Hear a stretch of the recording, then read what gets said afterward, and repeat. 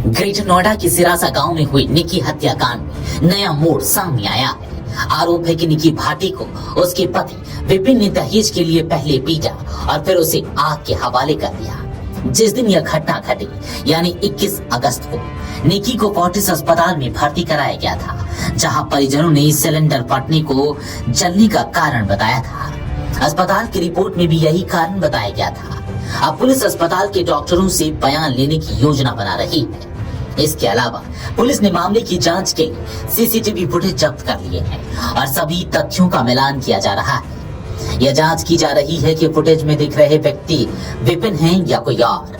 साथ ही अस्पताल के फुटेज भी खंगाले जा रहे हैं। जांच में यह भी पाया गया कि अस्पताल से जो मेमो प्राप्त हुआ था उसमें जलने का कारण सिलेंडर फटना बताया गया था। हालांकि आरोपी के घर से सिलेंडर फटने के कोई सबूत नहीं मिले, बल्कि वहां जलने वाला थिनर मिला था। पुलिस अब इन संदर्भ में आगे की जांच कर रही है।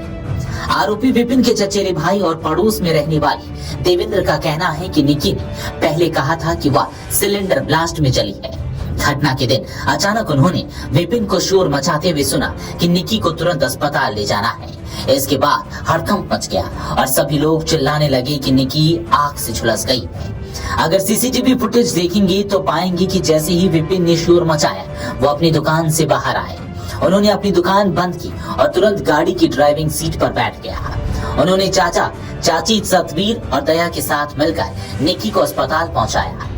देवेंद्र ने यह भी बताया कि रास्ते में निकी कह रही थी कि सिलेंडर फट गया है। वह लगातार पानी मांग रही थी और कह रही थी कि उसे सांस नहीं आ रही। उन्होंने उसे फोर्टिस अस्पताल पहुंचाया, जहां उसने डॉक्टरों को भी सिलेंडर ब्लास्ट की बात बताई। इधर मामले की जांच कर रही कासना कोतवाली पुलिस ने जांच में पाया कि विवाद लगभग 3 साल पहले शुरू हुआ था, जब दोनों बहनों ने घर पर ही बुटीक और ब्यूटी पार्लर खोल लिया था। परिवार के लोग इस फैसले के खिलाफ थे, लेकिन दोनों बहनों ने उनकी बात न मानकर अपने शौक को आगे बढ़ाया। आरोप है कि विपिन को घर पर ग्राहकों का आना जाना पसंद नहीं था, जिसको लेकर अक्सर विवाद होता रहता था। स्थिति और बिगड़ गई वर्ष 2024 में, जब निकी ने विपिन को जारचा गांव की एक युवती के साथ संबंध में रंगे हाथ पकड़ लिया। युवती ने पिछले साल जारचा थाने में विपिन के खिलाफ शारीरिक शोषण का केस भी दर्ज कराया था। पिछले 10 से 15 दिनों से दोनों पति पत्नी आपस में बातचीत नहीं कर रहे थे। दोनों एक ही छत के नीचे रहते थे, लेकिन अलग अलग कमरों में। निकी की 27 दिसंबर 2016 में सिरसा गांव के विपिन से शादी हुई थी। निकी की बड़ी बहन कंचन की शादी विपिन के भाई से हुई है। पिता भिखारी सिंह का आरोप है कि ससुराल वाले 35 लाख रुपए दहेज की मांग को लेकर निकी को परेशान करते थे।